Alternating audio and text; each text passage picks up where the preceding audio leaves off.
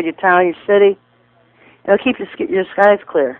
And so it's been an effective tool that he's given us the past year. And, of course, we've built this Orgo network from one coast to the other across this country. We've been trying to ship it worldwide. Of course, I'm having problems getting it shipped to Australia now, to Greece. People ordering across seas aren't getting their orders.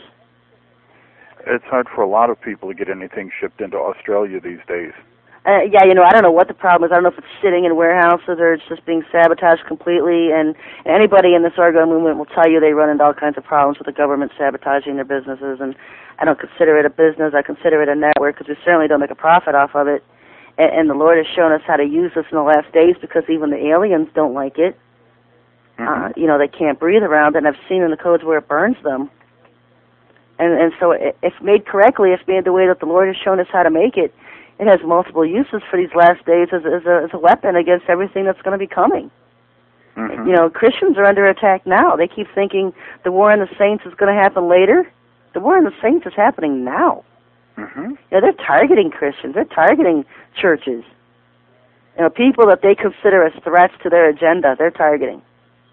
And so it's been a valuable weapon that he's given us, and there's many, many, many Christians who have stepped forward and started making this stuff all over the country and getting strongholds of the government, just blasting the Denver airport with Oregon and other places where the Lord is leading them to do it. And even if we're gone, if he leads us to safe havens at particular times, it'll still be here for the others who are left. I found the name of the island you were looking for. I believe it is. It's the Tortuga disaster. Tortuga, that's it? Tortuga, yes. Yeah, I remember that now. I just could not remember it for the life of me. A lot of the islands sound very similar. The Vanuatu and Tortuga and... Tortuga. Now, it never showed back up, did it? I don't want to... This thing was this wasn't a fluke where people were flying by and saying, hey, where's the island? It disappeared. It is gone.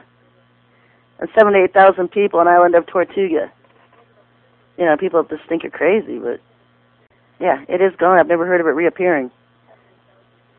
There's so many changes going on the earth, and every once in a while something will rise up in the news, and then it'll go down again, and you won't hear for it for a while, and then it'll come up later. Typically the super volcano in Wyoming. Oh, Yellowstone? Yellowstone. I don't think that's going to hit anytime soon. I really don't. I think Rainier might. The one in Mexico might. But I've always felt that the one Yellowstone will not hit until after. It'll be the primary cause of Babylon's destruction. I read an article about, the destruction of America in 1 hour. Of course, hour could mean a space of time. It could mean a season over a short period of time or any kind of space of time. But I don't believe.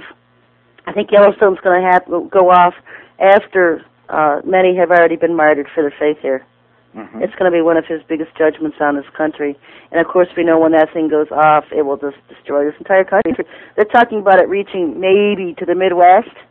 That thing's going to destroy this whole country. And that not only that, but this destroyer coming back, this Tutatis. I did a code on that months ago. This anomaly in the sky, and Ossie Bloke had warned us about it. And it's called the Destroyer.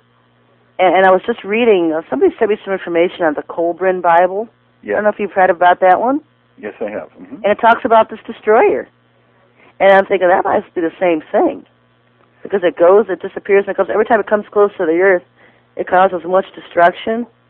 And this time when it was coming towards us, it pretty much didn't come real close, I guess. Not enough to be a threat to them. But it's going to come back. It's coming back. And it caused a lot of the destructions I was reading in the Colburn Bible. I recognized the correlation between the destruction it causes and what Revelation 18 was talking about. Because Revelation 18 talks about every city, every community being on fire.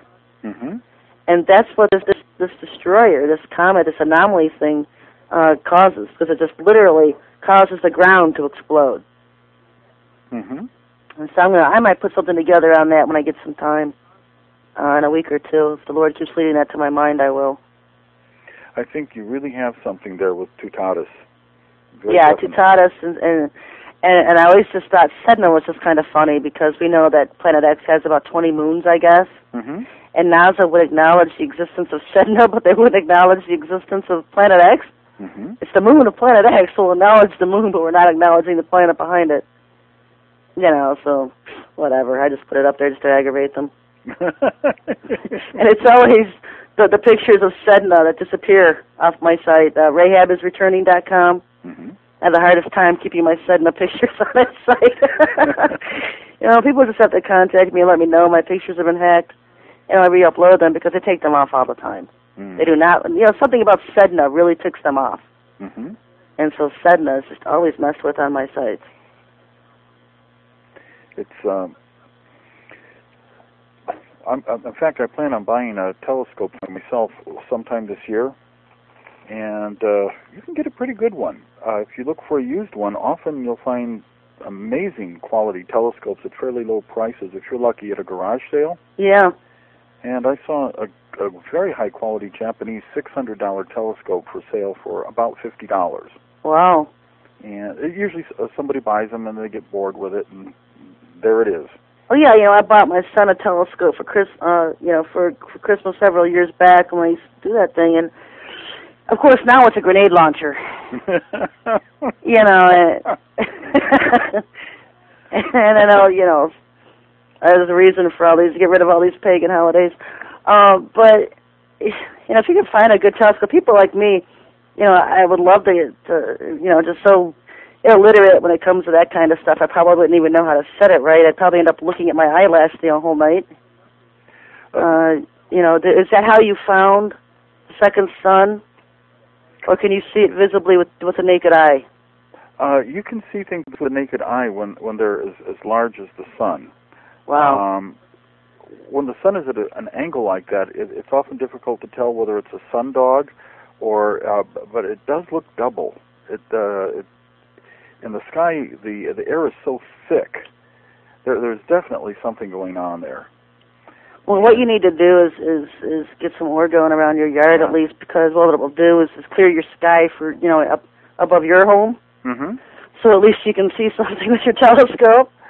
And if you can get your whole area, because this stuff really permeates the atmosphere. Mm-hmm.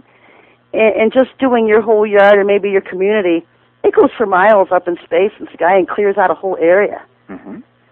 And, you know, so you might want to think about that. I've got the directions on my website, orgoneblasters.com, mm-hmm. tearingdownstrongholds.com, you know, and it'll clear your skies so you can get some telescope work in at least. Most modern telescopes, too, you can set them with a little handset or through your computer, and they'll find anything that you might be looking for or a neighborhood in the sky, and you can also set them to track things over a period of time, which really helps quite a bit in finding things. Yeah, that would be interesting, you know, just sit and watch the planes every night. The red and white flashing planes. Everywhere. They're everywhere. Oh, I know they are. They're everywhere. There's 20 in one area, but hey, they're just airplanes. And they're whizzing around and going in reverse and doing all kinds of crazy stuff. Mm-hmm. And people don't notice this stuff. I mean, my 12-year-old son can notice this stuff. Why can't an adult? Mm-hmm. Why is the kids are always so much smarter than adults half the time? Because they don't block it out. They don't have preconceived notions that it doesn't exist. It can't exist. They just see what does exist and accept it for what it is. That's the problem with adults is why they refuse to believe things, because they're so have their preconceived ideas. Mm-hmm. And so you go out any night and see these UFOs all over the place, and especially the ones that are just huge ships that just sit up in the sky and act like stars. Mm-hmm. You know, they're kind of orangish looking or yellowish.